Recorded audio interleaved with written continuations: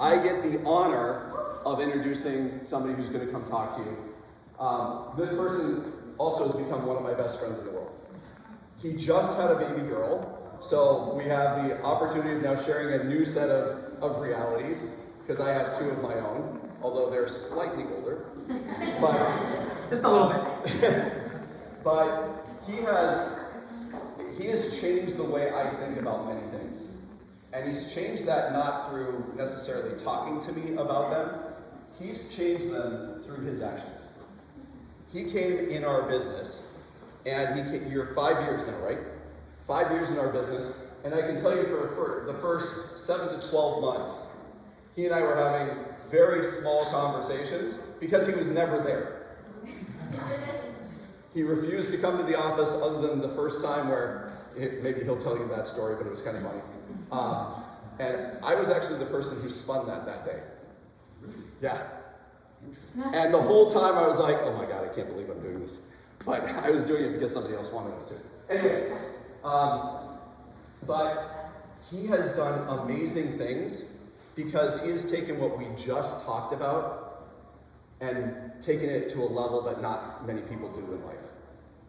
He's become a true beacon of success, not only from a financial standpoint, but a leadership standpoint. He now leads a group of, are you at 1,000 yet? No. Working. Almost 1,000 licensed agents in our business. But more importantly, he already influences tens of thousands of people through what he does, both with his own team and outside through his social media. I have an incredible amount of respect for this person. I want to bring up Raul Reyes. All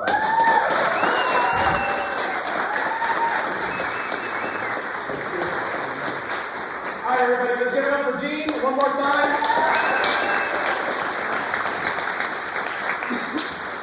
All righty, how are we feeling? Good.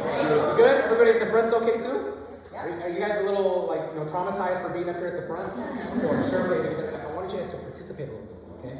I think when the front row is participating, it sets the stage for everybody else. What do you guys think? Yes. Awesome. I want to see hands up, hands down. I want you guys to be more vocal. And that doesn't just go for the front row, that goes for everybody, all right? So once again, I just want to go ahead and thank Dr. Slava for hosting us at his home. I mean, how awesome is it for someone to be able to host a bunch of strangers at their world-class property? So I want us to give them a round of applause once again. Just for allowing them to be here. And isn't being here a dream seller in itself, guys? Isn't just being in a property like this? I was telling one of the guys, I'm like, man, you gotta manifest it. Like, touch the walls, feel the paint. Like, is it eggshell? Is it satin? Like, what is it, right? And, you just gotta enjoy the moment. So thank you so much, Dr. Slava, for having us. And what I'm gonna do today, guys, is really simple. I'm gonna give you guys a little bit of a practical take on how you can start taking better steps towards increasing your financial wellness and putting yourself in a better position financially. I had a mentor ask me a question that was very powerful once, and I'm gonna ask it to everybody that's in this room right now, okay? If you look back at the last 5 years, okay, and you look back at the income that you made in the last 5 years, okay? You guys following me so far? So 5 years back and looking at all the income that you made in the last 5 years, are you okay with that being a repetition in the next 5 years? Who here in the room is okay with that? No. Thank you all for participating. I appreciate it.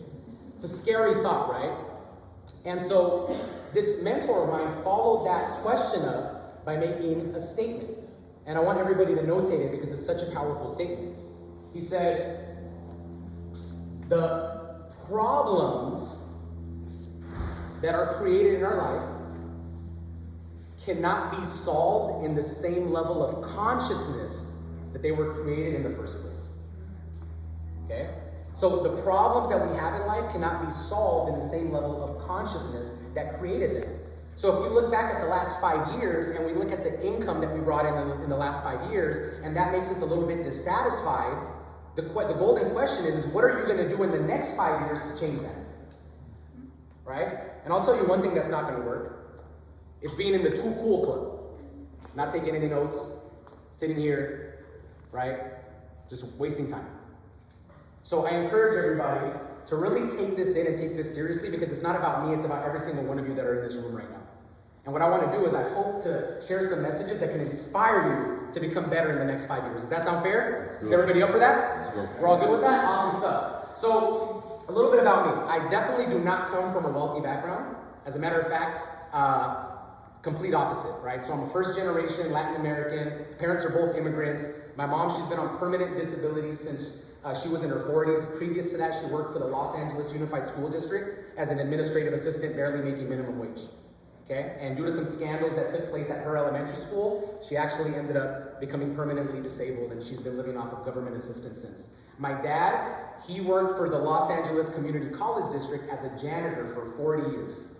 Okay? Making a little bit over minimum wage. And my dad actually went through bankruptcy not once, but twice. Okay? So he went through Chapter 7 bankruptcy 2 times. And what was once something that I saw as a struggle and something that I saw as a disadvantage, now in retrospect, I see it all as a blessing, because I don't believe that if it was for all of those financial struggles that I dealt with in my life, that I would have been as inspired to go out and make a change for myself. So understand that if you're somebody that's dealt with financial struggles, okay, you don't have to raise your hand, but if you're somebody that feels like you've been through the ringer financially in life, that qualifies you to be able to go out there and help somebody in the future, right? And so that's something that I decided to take advantage of, the fact that I personally went through a lot of struggles financially. And so what I decided to end up doing is what a lot of us end up doing is listening to our parents that are not struggling financially and take on their coaching, right? Who here is guilty of that? Taking coaching from people that are not where we want to be financially, right? I think that's something that's a really big problem, especially in the Latino community, right? We just automatically assume that we should listen to our parents. And so I did what my parents told me to do, and I went to go get an education. And so my way out was going to school and getting a degree. Can anybody relate? Right? So I ended up going to UC Santa Barbara, majored in economics, because I figured, hey, if I can learn about money and finance at the university level, I'm going to be in a better situation, right? And as you could probably imagine, I graduated, got a degree in economics, and could not find a job because I had no work experience. So I had to go back to living with my dad, the guy that taught me everything not to do financially, right? And again, this is what most people are dealing with in today's day and age. So it wasn't until I found this platform that myself, Gene, Dr. and Slava are all part of, where things started to change. So again, the problems that we create cannot be solved in the same level of consciousness that they were created in. So what changed my life? Are you guys ready to take note of this? What changed my life is putting myself in a different environment and finding mentors and finding coaches that would then pour into me. And here's the key, that were living a life that I wanted to live. Their financial life was in order. Their savings were in order. Their marriage was in order. Their spirituality was in order. All boxes were checked off. And I now had a chance to start learning from these individuals. And in the last several years, I met my significant other through the business. We now have a baby, obviously, which is awesome. So everybody give her a round of applause. Our organization wouldn't be where it's at if it was just me. Right? So she's definitely part of the reason why we've been able to grow and scale our agency. But along the way, we've been able to help a ton of families, and we've been able to make a change in a lot of people's lives. And so again, the goal today is just to walk all of you through what it is that we do as an organization and how it could potentially be something that can benefit you and change the way that the next 5 years are going to look. Does that sound fair? Yeah. Lovely. Awesome stuff. By the way, I don't feel like the energy's on point here. Does that sound fair? Yeah! So who are we as an organization? So simply put, ladies and gentlemen, me and my colleagues, there's a couple things that make us unique. Number one, we're all licensed. So first and foremost, we're legit. You have to have a license to practice in the financial industry, right? Number two is we're an independent organization. And so there's no boss, there's no quotas that we have to meet. And what that does for the people that we serve is that there's no bias. See, here's the deal. If you go into, let's say, a JP Morgan Chase branch and you're looking for a mortgage, is the JP Morgan mortgage officer going to show you a Bank of America solution? Right? So having somebody that's unbiased in your corner is important, yes? Okay, so that's the second thing that we bring to the table as an organization is we're unbiased. And then here's the one that makes us special, is we take an educational approach to financial literacy and business ownership. And at a higher level, those are the two things that we do as a company. Right? I have colleagues like Gene and Slava that I get a chance to learn from that teach me more about entrepreneurship and business ownership. And you know, in turn, we're able to pass that knowledge and pass that information, and most importantly, pass those associations to other people. Is that making sense? Awesome stuff. Let's see if I can manage this thing. If not, I might need a little bit of help. There we go. So, why are we in business? Let me ask you all a question. If you were to take a random stranger from off the side of the road and ask them how they feel about the state of our economy in the United States of America and the state of the average American's financial situation, would you say that most people feel optimistic about where we're headed or pessimistic? Pessimistic. Pessimistic. Tell me a couple reasons why. You guys can go ahead and participate and shout it out. Why do Americans feel pessimistic about our financial future? One at a time. Go ahead. They don't have enough information. What else? They think the bad situation is gonna stay there forever. They think their bad situation is going to stay that way forever? Okay.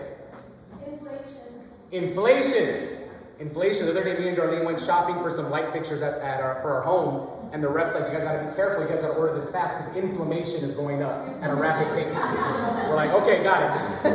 Absolutely though, inflation. Any other ones? They feel like they're living from paycheck to paycheck. Living paycheck to paycheck, right? And so I think we can all agree that, again, there's a big problem out in the world, and here's what's great about problems, is that whenever there's a big problem, there's also room for a big solution, right? And that's what we bring to the table. So I'm going to share a couple statistics here. These statistics are derived from CNN, the U.S. Census Bureau, amongst other sources. Let's go ahead and dive through it, okay? It's not just an opinion, it's a fact. First and foremost, 78% of Americans are living paycheck to paycheck, as you mentioned, and of those that are working, get this guys, 85% of Americans hate their job. Okay? Talking about health and wealth, how healthy is it to work somewhere that you hate? No. Is that healthy? Not at all, right? So, all of these things tie together. 52% of households in America have credit card debt. As of the end of 2023, we are now, over $1 trillion in debt as a country, and people freely and regularly rely on their credit card to get by. Okay? You don't have to admit to it, but I know that if it's not you, you probably know somebody that does that, right? Every time that they get invited out to dinner, every time that they go out shopping, it usually ends up on their credit card, and it just continues to put them in a hole. 44% of Americans, if some emergency were to happen today, ladies and gentlemen, almost half of our country wouldn't be able to cover an emergency expense. Okay? Here's a big one. I've been doing this for 10 plus years as a fully licensed financial advisor. 51% of Americans have little to nothing saved for retirement. And this is one of those things where you just gotta be out in the field to know that it's 100% true. Out of 2 people that I meet, one of them has nothing in place. And I've done thousands of consultations and thousands of meetings with people, and this is just the reality. Here's another big one. What are we doing to solve that problem for the next generation? 4 out of 10 households in America have 0 life insurance. 0 life insurance. And I don't know if you guys were aware of this. This is just kind of a fun fact and a tidbit, but life insurance in 2024 isn't what it used to be. As a matter of fact, most policies that are available in the marketplace today, they have something called living benefits. Anybody ever heard of living benefits before? So get this, you can have a life insurance policy in 2024, let's just say for $1 million, okay? If I pass away, my family's taken care of. But what if I were to get sick? What if I were to get injured? What if I were to get disabled? Get this, guys, approximately 158 million people are battling with a chronic disease today. And you want to know what the #1 cause of bankruptcy is in the United States of America? Medical bills that are associated with chronic and critical illnesses. So you can actually have a plan in place today by being open-minded and talking to a financial professional where your life insurance policy can be activated and you can use it while you're alive if you get sick, injured, or disabled. And you have a long-term illness or a critical illness or a chronic illness. Again, just a little bit of information goes a long way. And the question is, how many people do you think are prepared for this? Even the guy that has $1 million in his 401k plan. After taxes, after inflation, he's gonna need some of that money to retire, right? What if he gets sick? What if he gets injured? What if he gets disabled? Who's gonna pay for that, right? Conversations are extremely important, and again, 4 out of 10 families don't have anything in place. And then last but not least, only half of the states in our union actually require a basic financial literacy course to be able to graduate high school, okay? So what are some of the things that we've done to push the needle forward as an organization? #1 is, as Gene mentioned, Our organization has licensed approximately 1,000 financial professionals to be able to go out there and help more families. Okay, that's number one. That's something that we're really, really proud of. Okay. Number two is that as an organization, we've been able to help 10,000 families set up some sort of financial plan. We put over $1 billion in permanent life insurance protection on the books. We've established over 150 plus strategic partnerships to be able to help our clients with different needs. And we're licensed in every state in the country, so we're able to jump on a Zoom and help somebody in California in the morning, help somebody in Iowa in the afternoon, help somebody in Florida in the evening, right? And it's a big blessing in our industry. Now, why is this important and why is this impressive? Because prior to starting my own business, I worked in wealth management. Anybody hear of a company called JP Morgan, Morgan Stanley, Merrill Lynch? Any of these names ring a bell? You want to know what all of these companies have in common? That they won't sit down with you unless you have $500,000 to $1 million in liquid assets in place prior to that meeting. Okay, so you want to book a meeting with a Merrill Lynch advisor, the first question they're going to ask you is, what's your net worth? And can you prove it to us? Because we're not going to waste any time sitting down with you if you don't have money. Is this making sense? So one thing that makes our organization unique, and part of the reason why we're here, is because we're an organization that does all of the above, not only licensing agents, not only going out and helping families, but we have no minimums, no quotas, and no biases in place. So we're that organization that'll sit down with somebody regardless of their net worth and still help them come up with some sort of financial plan. And I want you guys to give a round of applause to that because I think it's a very special thing that we're doing in the community that not a lot of other people are doing, right? It's something that we're greatly proud of, right? So just to kind of illustrate here, I'll go through this pretty briefly. What are some of the things that we do? We can go to the next slide. Awesome. So we teach people how to do a couple of really important things, okay? And by the way, I want you guys to all ask yourselves, when was the last time somebody took the time to do any of this for you, okay? Number one is we want to teach people how to earn more interest than the banks pay so they can keep pace and beat inflation, right? So the whole inflation thing, we want to solve that problem. We want to show people different places that they can save. Number two, who here loves paying taxes? Anybody passionate about paying taxes in this room? I'd like to hear your, I'd like you to close me on why that is.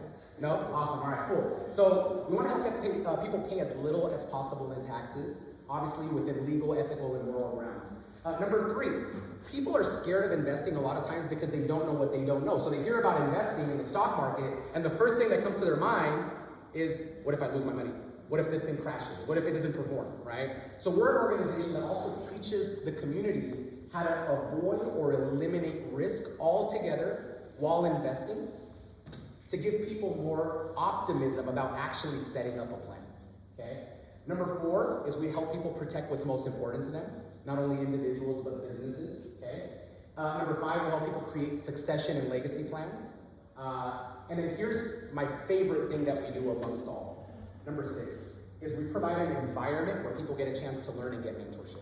And I think that right there, ladies and gentlemen, is the differentiating factor between what gets people from where they're currently at and where they want to go, is an environment where they can thrive. Think about the most amazing plant, the most amazing flower. Think about that seed, planting it in soil that is not enriched where it can't grow, right? So we want to try to provide an environment where people can actually learn.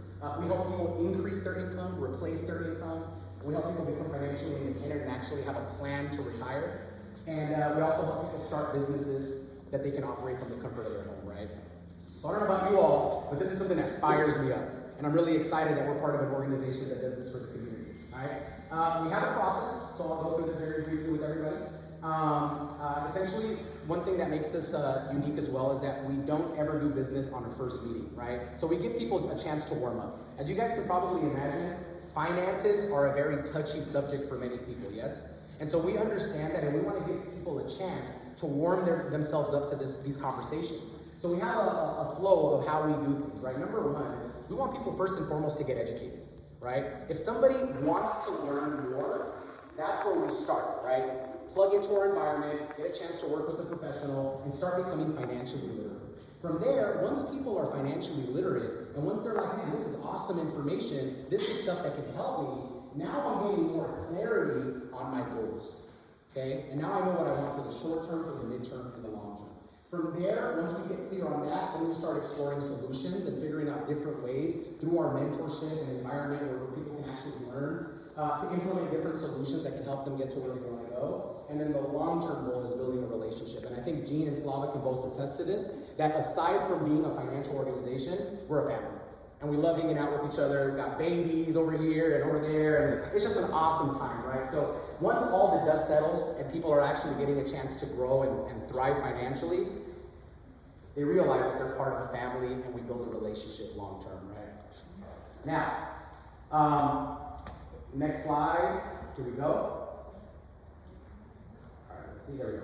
And as I mentioned earlier, we don't work for a company. We actually work for our clients. So here's the power of being independent, ladies and gentlemen, is we work with several different carriers to be able to meet people's needs, right? So once people actually start plugging into what it is that we do, they realize that we only represent A-rated carriers to be able to actually provide a solution for a client, right? And so you'll notice that a lot of these brands that are up here, they're household name brands. For example, I can bet my bottom dollar that somebody in here knows the G. What do you guys know about Nationwide? Anybody want to sing it? We're on your side. We're on your side, right? So we only work with companies that are reputable, that are strong, that have a strong balance sheet, that are actually going to be able to deliver for different individuals' needs. Now, that doesn't mean that we're a non-for-profit. We are a for-profit organization. But here's what I love about the way that the financial industry compensates advisors, right? It has to be a win-win-win, right? Once we actually set a client up with a financial solution, we don't get paid unless that client actually ends up seeing their plan all the way through, okay? So they have to set their plan up in order for us to get compensated. So we don't charge an upfront retainer, we don't charge a fee for people to sit down with us. We do everything on a complimentary basis, and we only get paid if a financial solution actually gets implemented. Is that making sense? So I want to summarize here. Everything that we do is 100% complimentary. And what blows my mind, and it goes back to what Gene was just talking about right now, how we're an organization that will give you a complimentary financial plan, and people still find a way to talk themselves out of it. You guys follow me on that? It's a complimentary financial plan to learn about how you can better your situation, and something goes down your mind where you're like, no, I don't want that. I'm good. Okay? And sometimes I think to myself, what do people think? Do they think they're going to come into the office and we're going to bite them in the leg? Right? Or do they think that we're going to intercept all of their funds that they have in their account? Which are probably not much, because that mindset usually is not one of somebody that's wealthy and successful. Yes? Right? So what I love about what we do is we do it complimentary, and we give people a shot at learning about how they can better their situation. Understood? Thumbs up? Everybody good? Lovely. Great. So I want to close out here, and this thing is going crazy. Here we go. All right. So I want to close out here by asking everybody in the room a couple questions, okay? We're going to wrap up the financial talks for today. After every single one of you ask these questions to yourself. Now, you don't have to answer them out loud, but I really encourage every single one of you to really take these questions in. Question number 1 is, are you where you thought you would be financially in life today? Can you hear a needle drop? No. You don't have to answer, I just want you to think about it. Are you where you thought you would be financially in life today? Are you further behind? Are you further ahead? What's your benchmark? I don't know. It's a question for you to answer yourself. Okay? Number 2, do you have the flexibility to do the things you want to do? See, one thing that a lot of people don't get about finance and money is that at the end of the day, it's all math. And what I love the most about the math that we help people do is that we help them come up with the math equation to become financially independent and no longer have to work anymore. By the way, that should be the end goal for most people, is to work because you love what you do and you have a desire to do what you do, rather than to pay the bills and be in the 85% that hate their job, yes? Okay, so do you have the flexibility to do the things you want to do? Or do you have to ask a boss for permission tomorrow if you want to go to Disneyland with your kids? Do you have to ask a boss for permission if you want to take the next couple of weeks off? Right? Which is the sad reality for a lot of people. Okay? Is where you currently are saving the best place for you? Are there better options? Are there things that you can learn that can help you get ahead a little bit faster? Are you satisfied with the balance in your savings and retirement accounts? Do you know if you have enough? How do you know? Do you know if it's going to last? Okay. Here's a really powerful question. And by the way, ladies and gentlemen, this question here is a question that really inspired me to take control of my life. Does the income that you make reflect the value you bring to your employer? Who here assigned that value to you if you get paid a certain amount every month? and you're okay with it. Somebody in this room, after taxes, brings home, let's just say, $4 or $5 grand a month. Who assigned that value to you? Who said that you were worth $5 grand a month? Who said you were worth $6 grand a month? Right? And who convinced you and who brainwashed you into thinking that that's okay for the rest of your life? I want you to know that there's places and bubbles and hubs where more of these questions can be asked and we can actually get clear on what we need to do to change that. And then last but not least, does your current career have the financial horsepower to help you achieve all your goals? Right? Or are you just working aimlessly because it's a habit? Right? So when all the dust settles and when all is said and done, ladies and gentlemen, my goal today was to inspire one person in this room to say, you know what? I like this guy. And I like what they're talking about. And I want to learn more, and I want to get educated, and I want to be part of the family. And so if any of what I shared with you all today got you to think a little bit, okay? As Gene mentioned earlier, knowledge is not power unless you actually apply it, okay? So one thing that you can do is take action on everything that we discussed today, reach out to the person that invited you, and potentially we can have a conversation about showing you what else it is that we do and how you can potentially be part of our environment.